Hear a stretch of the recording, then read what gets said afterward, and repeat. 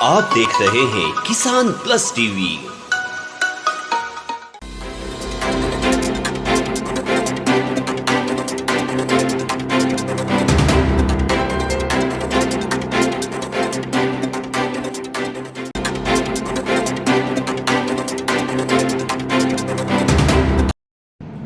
पाटीदार जी, गेहूं के ऊंचे दामों के बाद भी इनका रकबा क्यों घटा है और जो हमारे किसान हैं ये चने की ओर, डॉलर चने की ओर क्यों अग्रसर हो रहे हैं, इस पर आपकी क्या राय है? देखिए, सबसे पहले तो गेहूं के ऊंचे दाम किनको लग रहा है ऐसा? गेहूं के ऊंचे दाम के नीचे प्रति क्विंटल गेहूं की 4500 रुपए का पूरा लागत है जी। ये, और उसको सरकार 25 रुपए में खरीदती है। तो आप देख लो कितने का घाटा है। आज किसान परिवार को भी पैसे की जरूरत है, और जिसमें जिनको जितना पैसा लगेगा, डॉलर चने में ज्यादा पैसा मिलता है तो उधर जाएगा, और डॉलर का भी ये भाव स्थिर रहेगा, इसका भी भगवान ही रखवाला है। परंतु अभी दिख रहा है कि डॉलर का पैसा आएगा, इसलिए डॉलर की ओर जा रहा है। अगर गेहूं में पैसा अच्छा मिले किसान को तो उधर जाएगा। C2+50 की लागत का यही फार्मूला है कि लागत का 50% लाभांश, और इसी बात की घोषणा के दम पर सरकार ने कहा था कि अगर हमारी सरकार आएगी तो हम C2 लागू करेंगे। C2 में आता है कि 4500 रुपए उसकी लागत है, उसके ऊपर लाभांश तय करना है। गेहूं में भारी घाटा है, मेहनत ज्यादा है, लागत ज्यादा है। डॉलर में लागत भी है तो कुछ बचत भी है, परंतु सरकार ने उस पर भी अब पहरे डालना चालू कर दिया है। जैसे सोयाबीन की बात करें, अभी सोयाबीन सरकार ने आयात कर लिया है। जब सोयाबीन 4000 के समथिंग चल रहा है, इसका मतलब भरमार सोयाबीन है, और मध्य प्रदेश तो सोयाबीन का हब बना हुआ है। यार सोयाबीन कम होता तो फिर सोयाबीन का रेट रहना था, तेल का भाव है, सोयाबीन का नहीं। तो सोयाबीन इन्होंने बुलाया। अब गत वर्ष किसान सोयाबीन लगाएगा कि नहीं, ये भी एक समस्या है। तो बार बार ये क्रॉपों के साथ जो छेड़खानी हो रही, इसके कारण देश का आर्थिक बजट भी बिगड़ रहा है, किसानों का बजट भी बिगड़ रहा है। ये कारण ये है। ओमाइल तेल है, ओमाइल तेल 65% उसमें नकली मिलाने का एक प्रकार से प्रावधान कि कुछ भी मिला सकते हो। ओमाइल तेल पर पहले बैन किया गया। तिलहन की फसल, मूंगफली की ले लो, सूरजमुखी की ले लो, तिल की ले लो, आपके सोयाबीन की ले लो, किसी का भी रेट नहीं है, किसी का भी भाव नहीं है। अगर कल को मूल्य दे दें तो कल को ये तिलहन की फसल करेंगे, डॉलर नहीं लगाएंगे।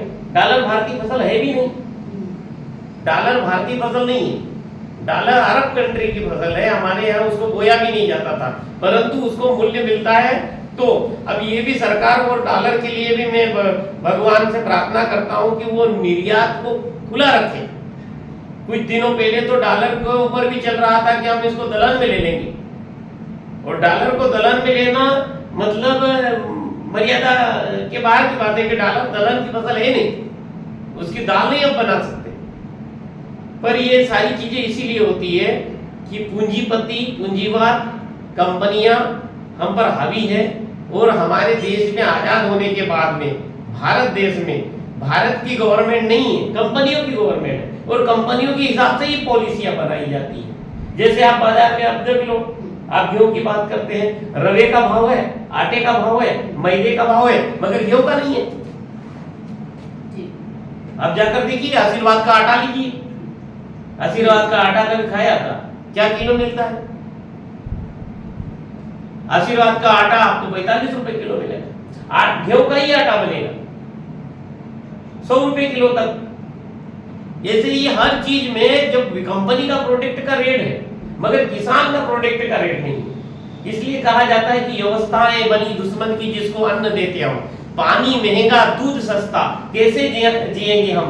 जहां किसान शोषित हो वहां संगठन कर लो। प्रति 1 घंटे में हमारे देश में 5000 किसान खेती छोड़ने को मजबूर है। क्यों? हमारे यहाँ खेती का रकबा घट रहा है, लोग खेत को बेचने को तैयार है कि कुछ भी कर लेना, एक एक लड़के हैं। क्यों? खेती में भारी घाटा है। उसका ये गेहूं उदाहरण है। इसलिए हम बार बार इस मीडिया के जरिए भी देश की जनता के को भी सबको ये कहते हैं कि किसान कोई पॉलिटिकली अलग नहीं है, किसान को अलग मत मानो। किसान देश का आत्मा है, क्योंकि अनाज उसके पास है। दुनिया के से सबसे भारत में एक बात है कि 1 रुपए किलो का अनाज भारत में खिलाया जाता है। 1 रुपए किलो का अनाज कहीं पर नहीं खिलाया जाता, यहाँ पर दिया जाता है। हमारी जर्दा गुटके से नीचे की औकात गिरा दी। क्यों? हमारे अन्न का, हमारे रत्न का भाव होना चाहिए, मूल्य होना चाहिए। अन्न धरती पर रत्न है, अन्न सुबासित और नीर। मगर मूर्ख जहां मंत्री होगा, अधिकारी जहां चोर होगा और व्यापारी जहां लुटेरा होगा, वहां धन की आस, जीवन की आस बेकार। जैसे धर्म संसद में भी विषय उठा, वहां भी मैंने यही बात विषय रखा है कि धर्म संसद में परम आराध्य शंकराचार्य जी महाराज जी को भी बहुत सारी विषय की जानकारी है। वो तो बहुत कुछ जानते हैं, मगर वहाँ पर हमने जो विषय रखा था कि पशु चिकित्सक विभाग गवर्नमेंट के द्वारा कुछ आंकड़े मेरे पास में है कि सुअर पालन पर 4 करोड़ पर 2 करोड़ की सब्सिडी, बकरी पालन पर 2 करोड़ पर 1 करोड़ की सब्सिडी, मत्स्य पालन पर 1 करोड़ पर 50 लाख की सब्सिडी, भैंस पालन पर, गाय पालन पर 6 लाख पर 1.5 लाख की सब्सिडी। वो भी एक सोसाइटी में 10 से 15 गांव होते हैं, केवल एक किसान को दिया जाता है, और वो भी वो किसान को चुना जाता है, वो या तो बहुत बड़े कोई नेता के परिवार से हो या कोई वहाँ काम करने वाले कर्मचारी के सहयोगी हो जो पशुपालन नहीं करता। जिससे पशुपालन कैसे होगा? तो गाय को बचाना चाहते हो कि आप मांस का धंधा व्यापार करना चाहते हो? ये स्पष्ट देता है कि जिस प्रकार से देश में एक नशे का व्यापार बढ़ रहा है, कि सबसे ज्यादा, मैं ये कहने में संकोच नहीं करूंगा, मैं देश की सरकार को भी बताना चाहता हूँ कि हिंदू को कितना बचाना है उतना बचा लीजिए, परंतु हिंदू समाज नशे का शिकार होता जा रहा है और सरकार नशे का व्यापार करना चाहती है। तो नशे का व्यापार देश के लिए बड़ा घातक होगा नशे के कारण, और गौधन का जाना और हमारी जमीन जोत घटना एक बड़ी चुनौती होगी।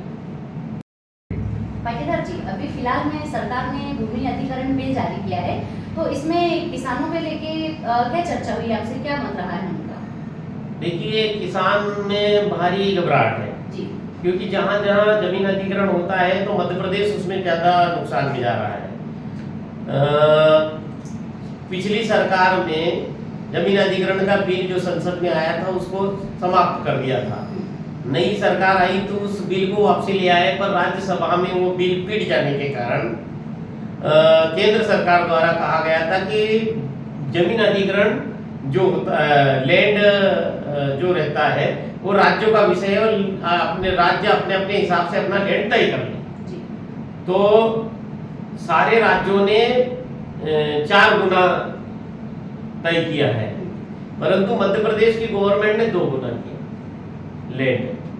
अभी आप जाकर देखिए, ग्वालियर और मध्य प्रदेश के बीच में रेलवे में जमीन जा रही है, तो इस साइड वहाँ के किसान को 20 लाख मिल रहे हैं, उस साइड उत्तर प्रदेश वाले किसान को 40 लाख रुपए मिल रहे हैं। तो हमारी शासन से ये मांग है कि आप अगर कहते हैं कि सबका साथ सबका विश्वास, तो विश्वास कहाँ है? आप लैंड को 4 गुना करिए।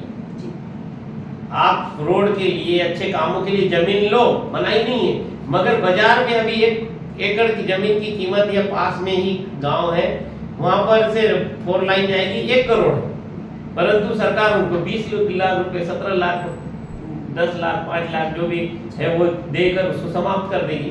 तो सरकार के पास पैसे की कमी नहीं है, तो जमीन अधिग्रहण लैंड का 4 गुना देना चाहिए, ऐसी हमारी बात। जी, जैसे अभी आपने किसान संगठन के बारे में बताया, तो ऐसे और भी कोई संगठन है क्या जो किसानों के हित में कार्य करते हैं, या फिर आप कोई ऐसे संगठन से जुड़े हुए जो एक किसानों के हित में ही कार्य करता हो? देखिए, जितने भी नॉन पॉलिटिकल संगठन हैं जी वो किसान हित में ही होंगे। क्यों होंगे? क्योंकि चार वर्ग ऐसे हैं, जैसे संगठन है, जी पत्रकारिता है, महामंत्री है, ये और कवि है, जी ये सत्ता के समर्थक नहीं होते, ये निष्पक्ष विपक्ष है। जी जैसे विदुर एक निष्पक्ष विपक्ष था, वो राजा के सामने खड़ा होता था और राजा को कहता था तेरा पुत्र राजा बनने के लायक नहीं। ये हिम्मत किस में होना चाहिए? महामंत्री में, ये अपने राजा को दिशा दी। पत्रकारिता, पत्रकारिता एक ऐसा स्तंभ है जिसका काम ही है राजा के गुणगान करने के लिए, तो उनके मंत्री संतरी मशीनरी सारी है। पत्रकारिता को सत्य लिखना चाहिए, सत्य से सरोकार छूटते नजर आता है, ऐसा क्यों? ये भी एक चिंता का विषय है। और संगठन, संगठन तो सत्ता का समर्थक होता ही नहीं है। मैं पूर्व में जिस संगठन में काम करता था, उस संगठन में मैंने सुना कि वो गैर राजनीतिक है, किसानों का, किसानों के लिए किसानों द्वारा चलाया जाने वाला गैर राजनीतिक संगठन। मगर मैं इस कहने में संकोच नहीं करूंगा, वो प्रायोजित संगठन बन के रह गया। और आज उसका धीरे धीरे धीरे धीरे उसके कार्यकर्ता आपस में ही बात करते हैं, उनका अस्तित्व मिटते नजर आता है। मेरे सामने देख रहा हूँ। क्यों? क्योंकि वो सत्ता के समर्थन में खड़े हो गए। हम सत्ता के समर्थक नहीं है। सत्ता का समर्थन करने वाला वर्ग अलग है। इसलिए ये चारों वर्गों का काम ही एक ही है। जो संगठन नॉन पॉलिटिकल है वो सारे किसानों के समर्थन है, और जो पॉलिटिकल से रिलेटिव रखते हैं उसको सत्य दिखाई नहीं देता। क्यों?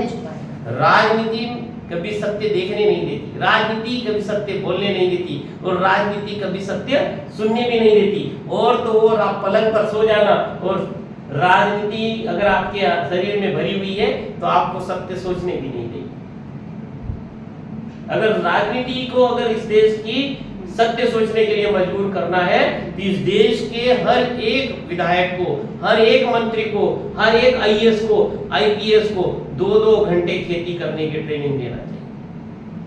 अगर वो खेत से आएंगे तब उनको मालूम पड़ेगा कि सोयाबीन पैदा करने में, मक्का पैदा करने में, ज्वार पैदा करने में, एक खेत में बागड़ लगाने में, कांटे का घर बनने में क्या पीड़ा होती है। जो एक माँ को जब जन्म देती है ना बच्चा को, वो 9 महीने, वो जो पीड़ा होती है इतना ही पीड़ा किसान को होती है जब वो 4 महीने 6 महीने तड़कती ठंड में, धूप में, और जैसे तैसे पानी में अपनी फसल लाता है और उसकी फसल को औने पौने दाम पर बेचा जाता है, तब दुख होता है। इसलिए एक ही बात संदेश है, जो संगठन है, हमारा संगठन नहीं, हमारा संगठन अच्छा नहीं लगे ना उसको पोत दो, और कोई संगठन। अभी हमारा संगठन शिव कुमार कक्का जी, जिनके नॉन पॉलिटिकल तौर से ट्रेड यूनियन में रजिस्टर्ड है, राष्ट्रीय किसान मजदूर महासंघ, हमने किसान का उसमें नाम लिया। साथ में बहुत सारे पूछते हैं मजदूर, भाई मजदूर के बिना हम कल्पना क्या कर सकते हैं? हमारी तो ये कल्पना है कि गांव में काम करने वाला किसान वो है, जो नाई है ना हमारा कटिंग करता है वो भी किसान है, जो कुमार भाई हमको मटका बना के देता है ना वो भी किसान है, वो जो लोहार भाई हमको औजार बनाकर अगर नहीं देगा, ये ग्राम्य व्यवस्था जो कहते हैं ना महात्मा गांधी की, वो मैं बताना चाहता हूँ, वो भी सारा वर्ग जो अन्न खाता है वो किसान ही है। परंतु आज समस्या ये है कि घर में भी एक नौकरी वाला है और एक खेती वाला है, तो नौकरी वाला और खेती वाले में खाई है। खेती करना भारत में अपराध की श्रेणी में आ गया, और ये सूरत अधिवेशन में क्लियर हुआ है। मेरे सुनने में, हमने सूरत अधिवेशन में 3 प्रस्ताव आए थे, ये बड़े गंभीर प्रश्न है। सूरत अधिवेशन में 3 प्रश्न क्या आए थे? राष्ट्रीय स्वयंसेवक संघ का आनुषंगिक संगठन भारतीय किसान संघ एक संगठन है, उसमें प्रस्ताव आया था कि क्यों कोई किसान पुत्र को अपनी पुत्री नहीं देना चाहता। सबसे आखिरी नंबर पर अपना नंबर है, चपरासी के बाद। ये तमाचा है गाल पर, क्योंकि उसके प्रोडक्ट का भाव नहीं। दूसरा है क्यों गांव का युवा अब शहर की ओर जा रहा है, वो कुछ भी करने के लिए तैयार है, पित्तमपुर कहीं भी पास के शहर में, महानगर में, परंतु वो खेती करना नहीं चाहता। और तीसरा सबसे भयावह है क्यों किसान ही आत्महत्या करता है। एक अन्न पैदा करने वाला परिवार जब खत्म होता है ना, और 1 एकड़ जमीन कोई पूंजीपति लेता है तो 1 एकड़ जमीन नहीं खत्म होती, उस 1 एकड़ जमीन के साथ में वो सारा वर्ग खत्म होता है जिसमें काम करने वाला एक मजदूर, उसकी मजदूरी खत्म होती है। एक बोरा अनाज बनता है, कितने लोग खाते हैं, वो हिमाल उसको ले जाता है, वो कंपनी में डलता है, उसका आटा बनता है, मैदा बनता है, उस कंपनी का अधिकार छूटता है। तो ये जमीनें, जो जमीनों पूंजीपतियों के नाम पर, बड़े बड़े भूमाफियाओं के नाम पर अधिग्रहण की जा रही है, ये देश के राजा को सोचने का विषय है। क्योंकि हमारा शास्त्र कहता है राजा कालस्य कारणम, प्रजा सुखी इसका श्रेय राजा को, तो प्रजा दुखी उसका दोष किसके बातें बढ़ेंगे भाई। इसलिए एक ही आह्वान है, किसान बचेगा तो राष्ट्र बचेगा, किसान बचेगा तो हिंदू बचेगा, क्योंकि 90% हिंदू समाज ही खेती करता है, और किसान बचेगा तो संस्कार और संस्कृति बचेगी। कहाँ ले जाओगे? महानगरों में संस्कार और संस्कृति खल्लास है, कंक्रीट के जंगल खड़े हो गए, जल का संकट आने वाला है, क्योंकि पानी नीचे जल धारण क्षमताएं खत्म होगी। जिस क्षेत्र में पूरा कंक्रीट का जंगल खड़ा कर दिया वो पानी नहीं जाएगा, पानी कहाँ से चाहिए? सबको नर्मदा से पानी चाहिए, सबको गंगा जी से पानी चाहिए, सबको जमुना जी से पानी चाहिए, परंतु देगा कौन? इसलिए एक ही आह्वान, एक ही लक्ष्य, आप जहां भी हैं भाई, जिस ट्रस्ट में, पंथ में, जिसमें भी काम करते हो, एक लक्ष्य बनाइए, खेत को बचाइए, किसान को बचाइए, गांव को बचाइए। भारत माता की जय। पाटीदार जी, अभी हमने विभिन्न मुद्दों पर चर्चा करी, जिसमें आपने आपकी बात बेबाकी से रखी और कई मुद्दों पर आपने सुझाव भी दिए। तो आप हमारे किसान दर्शकों को क्या संदेश देना चाहेंगे? देखिए, किसान इस देश का एक ऐसा वर्ग है जी। अगर भारत कृषि प्रधान देश है तो बगैर खेती के देश चलाना किसी भी राजा के लिए मुश्किल है। जी, बहुत बढ़िया बात कही आपने। संगे शक्ति कलियुगे, कलियुग में संगठन की शक्ति ही प्रबल होगी। हमारे दो श्रेष्ठ चरित्र हैं, कृष्ण और राम। राम राजा के पुत्र थे, परंतु जब उन्होंने रावण के खिलाफ मोर्चा खोला था ना, तो उन्होंने कहीं पर मैसेज व्हाट्सएप नहीं किया, फोन नहीं लगाया। उन्होंने नर से निर्कष्ट बानरों को उठाया और 14 साल के संगठन ने 14 चौकड़ी के शासन को दिखाया कि संगठन में शक्ति है। यही कृष्ण ने करके दिखाया कि जब गांव के गांव खाली होने लगे और कर के रूप में मक्खन कंस ले जाता था, उस कंस को भी ग्वाल वालों ने उस राजा को खत्म किया। तो कृष्ण राजा नहीं थे, कृष्ण तो एक गांव के ग्वालर का पुत्र था, मगर संगठन से वो जीता है। तो एक ही संदेश देना चाहता हूं कि किसान समाज जो वर्ग है, कई जातियों में, कई पंथों में, कई धर्मों में बटा हुआ है, उसकी शक्ति को अलग अलग बांट दिया है। उनके मुखिया अलग अलग राजनीतिक दलों में बटे हुए हैं, और वो राजनीतिक दल के मुखिया जो खेती परिवार से जुड़े हैं, वो सत्य नजर आने देंगे नहीं। सत्य क्या है उससे दूर रखेंगे, और सत्य क्या है कि मैं राम का वनवास और पांडवों का अज्ञातवास काट के आया हूँ, मैं खेत किसान गांव का बेटा हूँ, सच को जीकर आया हूँ। और सत्य क्या है? सत्य इस देश के बड़े बड़े मॉल्स नहीं है, सत्य कीटनाशक की छोटी छोटी मोटी कंपनियां नहीं है, सत्य ये न्यायपालिका व्यवस्थाएं नहीं है, सत्य इस देश का किसान है। अगर ये खत्म हुआ तो ज्ञानियों का ज्ञान, तपस्वियों का तप, युवाओं के सपन, नेताओं के भाषण और कल कारखानों का निर्माण, जो कारखाने बना रहे हैं, अगर हमने अनाज नहीं दिया, हमने गेहूं नहीं दिया, हमने सोयाबीन नहीं दिया, तो क्या इसमें नटबोल्ट ट्यूब टायर पीस के खाना खिलाओगे?